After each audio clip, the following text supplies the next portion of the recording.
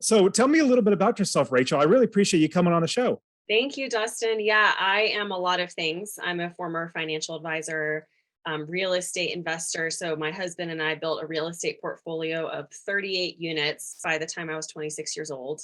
So, people find that interesting. And I always have to clarify that by saying that I'm not a trust fund baby and I never made six figures from a job or a career. So there's that. Also, I'm a best-selling author and I'm a coach and a professional speaker. So yeah, I got a lot going on. Yeah, you do. That's awesome. Wait, so you had 38 properties? Yes. Wow. Not properties, doors. Six Doors. buildings, 38 doors. Yeah. Got it. Got it. Got it. So you have more multifamily properties. And so how at what age were you when you had all those 38 doors? I was 26, and by the time I was 27, I was able to quit my job and retire. And at that point, I was living off 10 grand a month in passive income. I'm now 29, and we are living off 20 grand a month in passive income, and we are fully financially independent. That's fantastic. Yeah, that's something that as I was always working a job, I always thought that job is an acronym for JOB, living just over broke, because your bosses, they're only paying you just enough to keep you working without quitting, but not so much money it takes money out of their pocket. And so when you realize that, you hopefully start to realize that your value is so much more than anybody could ever pay you. And that's what I thought of, man, being successfully unemployed, being financially independent is so fantastic. So that's a goal to get there. Now, I personally love real estate as well. It took me probably about 7 or 8 years to get to where I have over 30 properties. But I was older. When I was 37 years old when I quit my job, I wish I would have started much sooner. I think I was like 26, 27 when I first started investing. And I'm really excited that you started so young. Now, tell me a little bit about what you were doing. You said you're a financial advisor, right? And so a financial planner. So talk to us about that and then how you got yourself into investing and the transition getting into it. Absolutely. My first job out of college, I was a financial advisor. I was making $36,000. So by no means was I making some crazy amount of money where I could invest in huge properties or anything. But I was saving half of my salary back then, living off something like 1,500 a month. Yeah. And I was in Louisville, Kentucky. That was a big advantage because it's not an expensive place to live. But I was very frugal, very disciplined. And even in those early years in my early 20s, I was able to save thousands of dollars per year just because I was so disciplined. So I was a financial advisor for a year. There were pros and cons to that job. I did not like the sales aspect of it. I'm an introvert, which people find surprising given my platform and public presence, but it was very draining for me. I did not like prospecting and cold calling and selling. I did love helping people invest their money, though. That was my passion. That's what I loved helping people do. And I realized after a year, I don't want to be a financial advisor anymore, but I do still want to help people with money. So I left that job. The passion didn't leave, and I wanted to still figure out a way to help people with their money. And that didn't come to me until later. I had always wanted to invest in real estate though. I read the book Rich Dad Poor Dad in high school, which exactly, it's, everyone has a light bulb moment once they've read that book. So I knew that was on my path and something I wanted to do eventually. So after becoming a financial advisor, I worked for this person in Kentucky who was flipping real estate. And I took a pay cut from $36,000 to work for this guy, but I was like, I really want to learn from him and shadow and mentor from him and learn all these things and these tricks. So that was really valuable. That's how I kind of started getting into the real estate industry and learning. And then it wasn't until I was 24, which is obviously still really young, so still really good. But 24 is when my husband and I purchased our first duplex in Louisville, Kentucky. That's terrific. And you definitely took Rich Dad Poor Dad to heart. You decided instead of what he talks about, Robert Kiyosaki says, don't work to earn money, work to learn. And so taking that pay cut, I mean, you literally took that to heart saying, I really want to learn this. So I, at the same time, just like you, I would rather learn more how to either, whatever I want to be financially independent, buy more properties, whatever it might be. I would even pay Warren Buffett money to work for him. Like instead of getting paid money, I would rather pay him money because of all the experience I would get, the networking that I would get, just being around him learning, like just that learning alone will get you so much further than your a couple dollars that you're making per hour. So I love that. And for me as well, Rich Dad Poor Dad was the catalyst that got me into thinking, oh my goodness, I don't have to work 40 years of my life and save up money and try to live on what I've saved up after I'm too old to work anymore. So I love that you did that so soon and so early. So you started getting in investing in real estate. So is that a wise thing to look at flipping as, and so maybe working for somebody that's flipping, or would it be somebody that's doing rental properties or multifamily? What are your thoughts about if somebody wants to get started? They're in a very similar position. They're younger. I love helping like college students that they find me and they, hey, Dustin, I want to learn how to invest. I'm like, yes, this is awesome. I wish I would have started as young as you. What would they do? What would they need to do? Is it start saving money? Is it start learning, getting a mentor? What are your thoughts to get started? There's a lot you can do. And I think the mistake people make is not getting started in some capacity. So, for example, I could have started investing in real estate when I was 18, but I kept telling myself things like, well, I don't have any money. I don't know anything. I don't have any experience. So I need to wait. I need to wait until I have something going for me. But if I knew then what I know now, I could have gotten started way sooner. So you just have to get over those limiting beliefs, I think, a little bit. You don't need money to start investing in real estate. I didn't know that. I thought you had to have a 20% down payment. Now I know there's all these other ways around that. There's house hacking, there's wholesaling, there's the Burr method, there's owner financing, there's silent partner, there's raising private capital. There's 100 ways you can get started investing in real estate without having money. I just didn't know about any of them. And even if you don't have money, there's so much you can do while you're saving up money or while you're exploring some of those other methods. You can narrow down your parameters, narrow down your location, start building your team, start finding somebody who you can learn under or shadow under or intern under. And there's just so many things you can do to get started and get on the path to success. So I know I keep saying, I started when I was 24, and obviously that's still very young, but I literally could have gotten started 6 years sooner if I had just put my mind to it. Yeah, I started when I was 27, no, 26, when I first started investing, maybe getting close to 27. And I just did it on my own. I had no clue what I was doing and went to a seminar. They wanted like 40 or 50 grand for me to learn from them. It was so ridiculous. And I thought, well, I might as well just learn it on my own. And through the school of hard knocks. And it definitely was a lot of work, but you destroyed my timeline. Like I was probably about 6 years later. I was like, okay, I have enough properties I could quit, but it was really scary to give up that W-2 job. But you went really, really fast. How did you scale so quickly to get so many properties or so many doors so fast? I mean, 24 you started, you said 27, you had 30 plus doors. How'd you scale it so quickly? Yeah, that's a great question, Dustin. So my husband and I had a few things going for us that allowed us to scale quickly. First of all, neither of us graduated from school with student loans or with debt. And it's not because our parents paid for school for us, for either of us. So I could tell you're really financially savvy because if you were saving 50% of your income, you yeah, have to know a lot about, in my opinion, you have to at least know a good amount in finances to realize, well, let me just not have high expenses. Let me save money. Let me think about investing. So sorry, I just had to say that. I did, you said it very quickly, but I wanted everybody to realize 50% of your income is a lot of money. So good job in that. So thank sorry, go ahead and you. keep going. No, thank you. I appreciate that. And yeah, I do think it's important to know I didn't come from a wealthy family. I came from a family that struggled with money and that lived paycheck to paycheck. So I learned a lot at a young age. I've been a finance nerd my whole life and proud of it.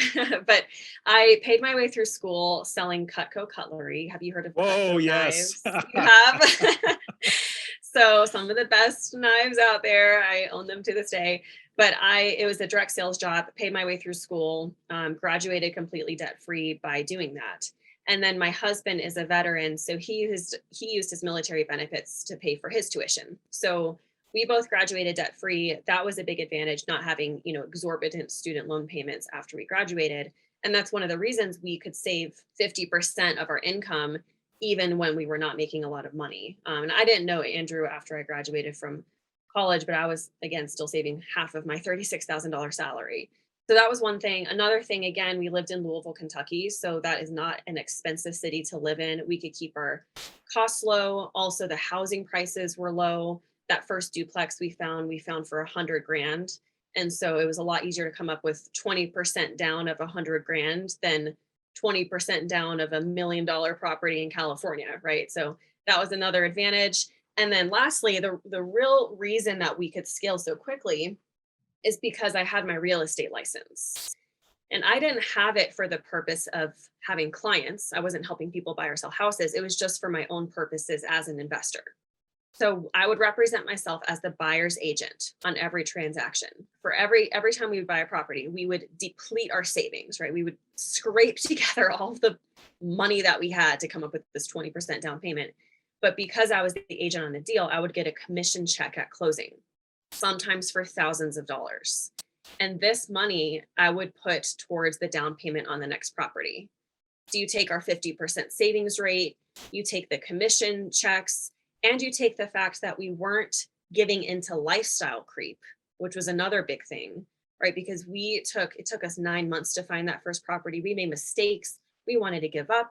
We put several offers on properties. We had an accepted contract on a different property that fell through. We could have just given up and said, well, this isn't meant to be. Other people do it, good for them, but it's clearly not in the cards for us. We kept going, closed on this duplex. We were cash flowing $500 a month in profit. It was a really, really great deal. It would have been so easy for us at that moment to say, we made it. We have $500 a month. We can go get a new car. We can upgrade our living. We can finally spend some money and live it up. We've been sacrificing for so long. But instead of doing that, we said, no, we're gonna keep going. We're gonna stay disciplined, and we're gonna save 100% of this cash flow and reinvest it and put it towards the down payment for the next property. So all of those factors combined allowed us to save money and kind of snowball so quickly, so we could have down payment after down payment and go from 0 to 6 buildings within 2.5 years. That's terrific. Where did you get the idea or the strategy to save 50% of your income? And that sounds like astronomical for most people. It just seems crazy. But did that come from your parents? Did you just think, hey, it might be good to start saving money? That's a good question. I don't specifically remember, but I read a lot of books in middle school, literally starting in 6th grade, and in middle school and in high school. I remember reading The Millionaire Next Door, obviously Rich Dad Poor Dad. There were other books I read. Ramit Sethi. How do you say his name? I forget. Ramit Sethi. Sethi. Yeah, Ramit. Okay. And other books that just had a really big impact on me. And here's the thing at that time, though, I was so focused on decreasing my expenses and cutting my costs. And obviously, that was very, very effective. It worked well for me because I could save a lot of money, but it also ended up causing a restrictive mindset and a very restrictive budget that I had to live within. Okay, so what I was missing was the fact that I could have also been increasing my income during that time. I was missing a very important part of the equation. And if I could go back and do something differently, that's what I would have done. Because you see all these, people that talk about, oh, cut costs, be super, extreme frugality, give up your coffee, that's shame on you. You shouldn't be doing that. Give all that stuff up. And it is effective. Clearly, it works for me. But also, it's so restrictive. And that can be very unrealistic. That can be very an unhealthy way to live. If you focus both on decreasing your expenses and increasing your income, you can literally have the best of both worlds. You can live a more balanced lifestyle, and you can have a 50% savings rate without having to live so frugally. So I was kind of missing that part of the equation. And I think you can really impact your savings rate if you focus on both of those things. Yeah, a lot of us, especially people who don't have very much money. I didn't start with much money. My family, my parents and my brother and myself, we grew up in there's like a 900 square foot house, 2 bedrooms. We were really, really poor. But, I just was like you, read books after book and really just started putting my nose down and really started working towards it. And when you think about saving as opposed to making money, there's a couple different trains of thought. Number one, saving money. The downside about saving money is there's only so much money you can save. Like there's only a floor of how much money comes out of your pocket. So it's always the thought of like, I got to save a buck. I got to save a buck. I got to save a buck. Those are great. Don't get me wrong. I'm very frugal. Like my wife is even more frugal than I am. So it's really great that we're a good pair. And so with that frugality, it's good because it helps you to hopefully invest more money. But the downside is you only have a floor. You have a floor, basically. You can't go past this. You have your expenses. You have to live.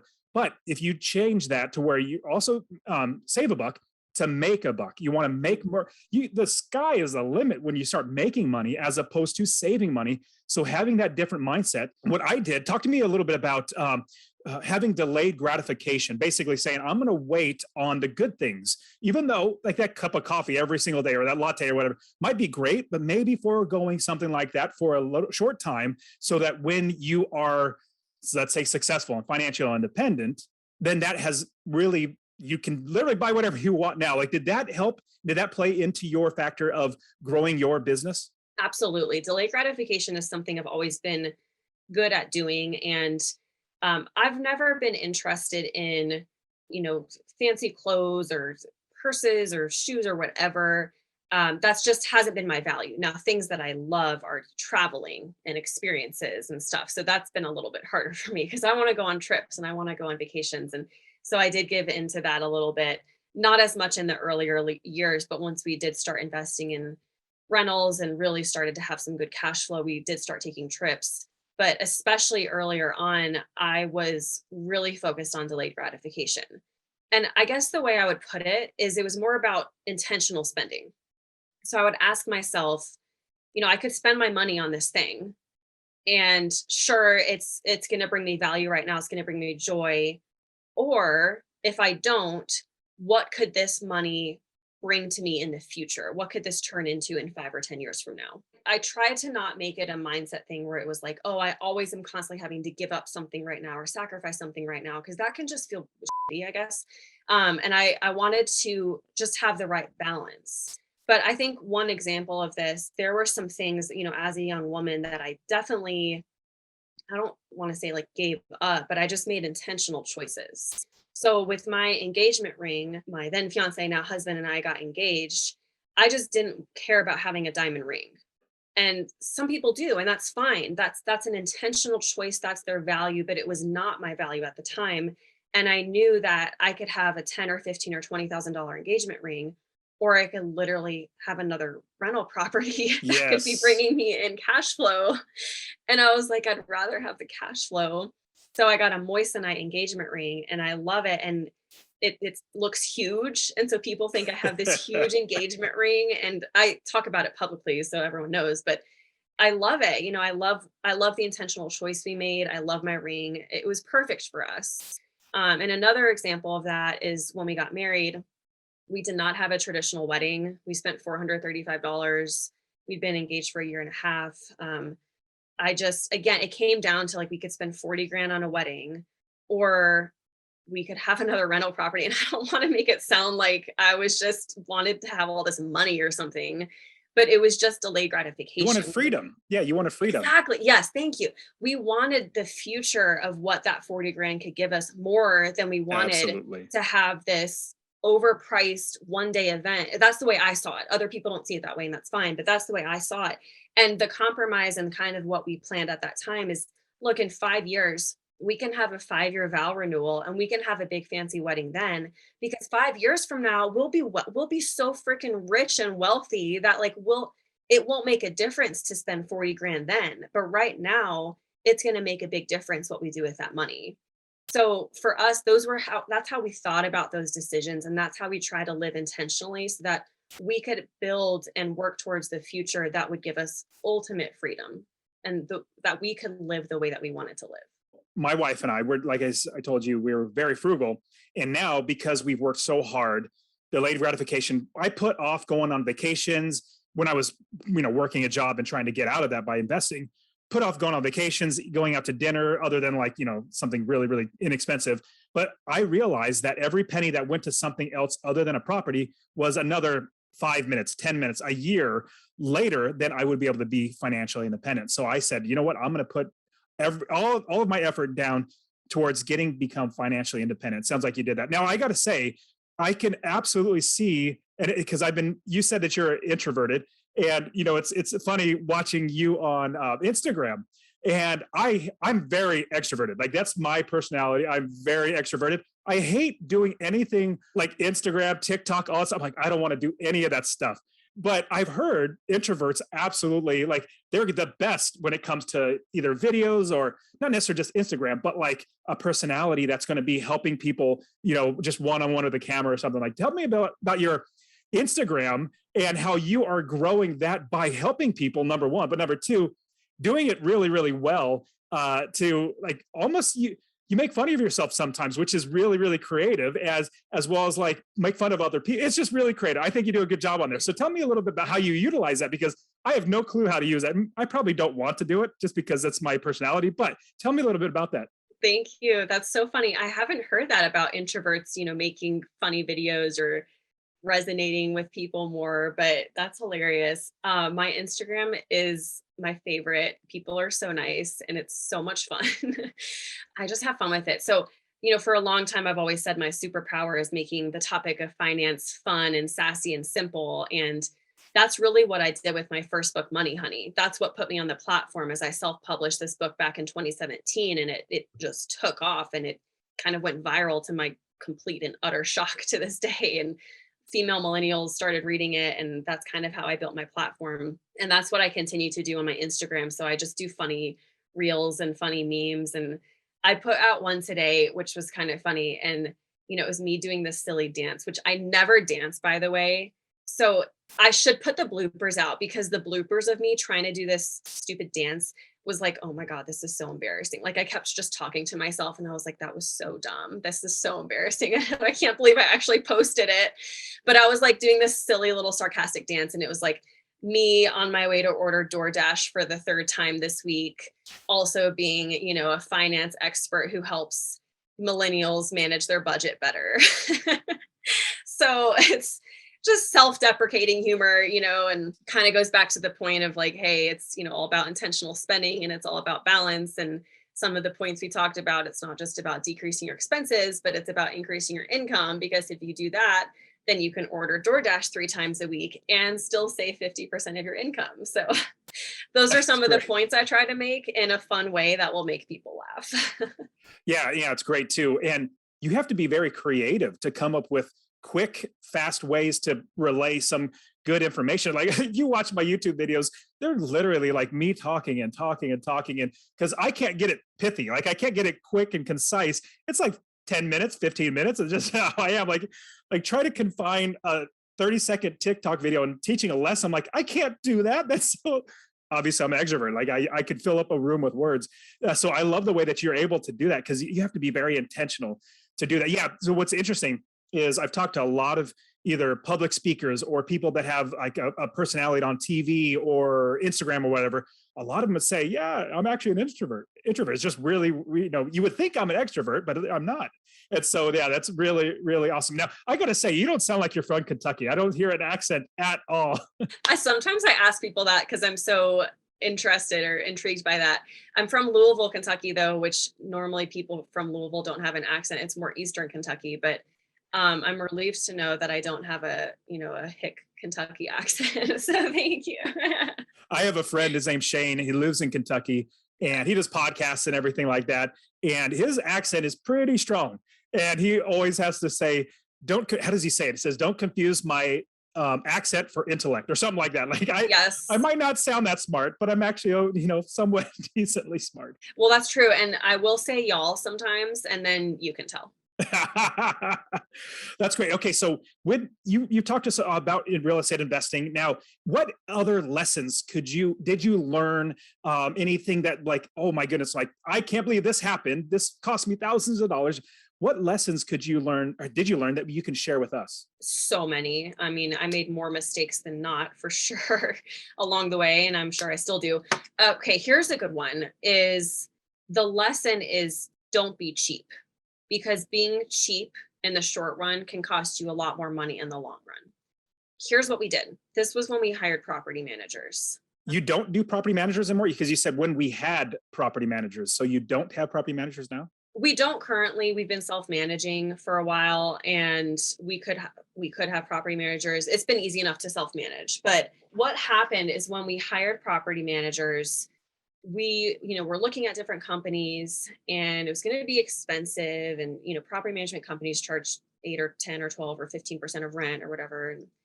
I'm such a cheap person sometimes. It goes back to being raised in this really frugal lifestyle and trying to Yep.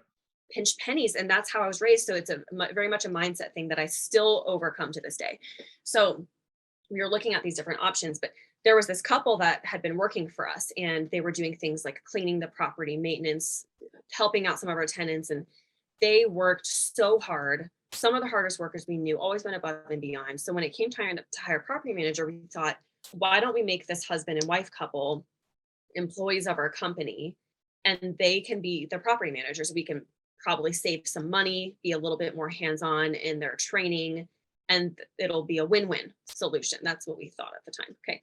I'm sure you can see where this is going. So we made them the property managers. That was our cheap solution.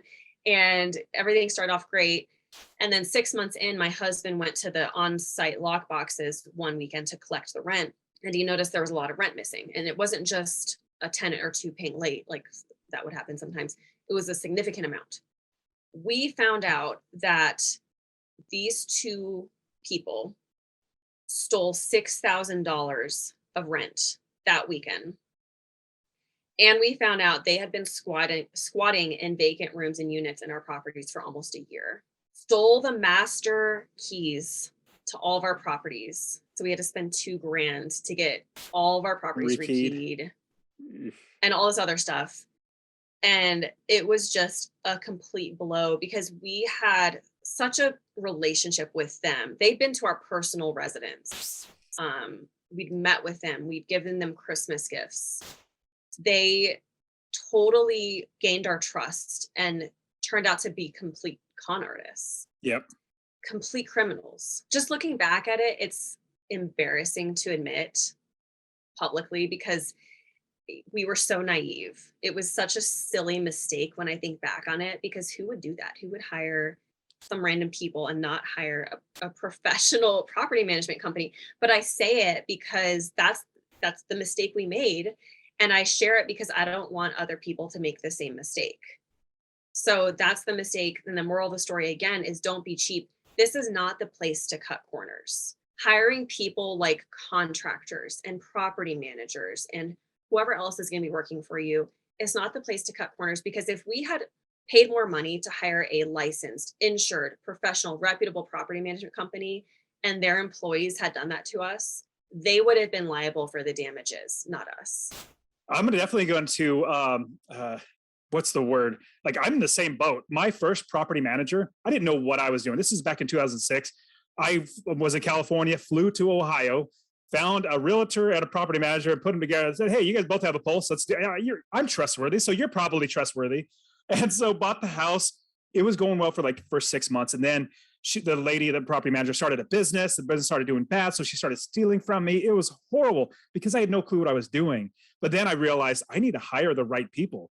I literally need to interview them over and over again before I hire them. I can't just pick anybody. They're not, so that is, you're in good company here. At least I'm in the same boat. But here's the great thing. So everybody needs to listen to this, that if that would have stopped you and deterred you and say, oh, this can't be done, or me, where my very first property, oh, this real estate investing is horrible, it can't be done, we wouldn't be here where we are today. We need to push through it because we know that it's absolutely possible. People have done it for hundreds of years. And so if we just figure out the right way to do it, we're going to be able to be successful. I have one quick one from my point of view, because I love the idea of don't be cheap.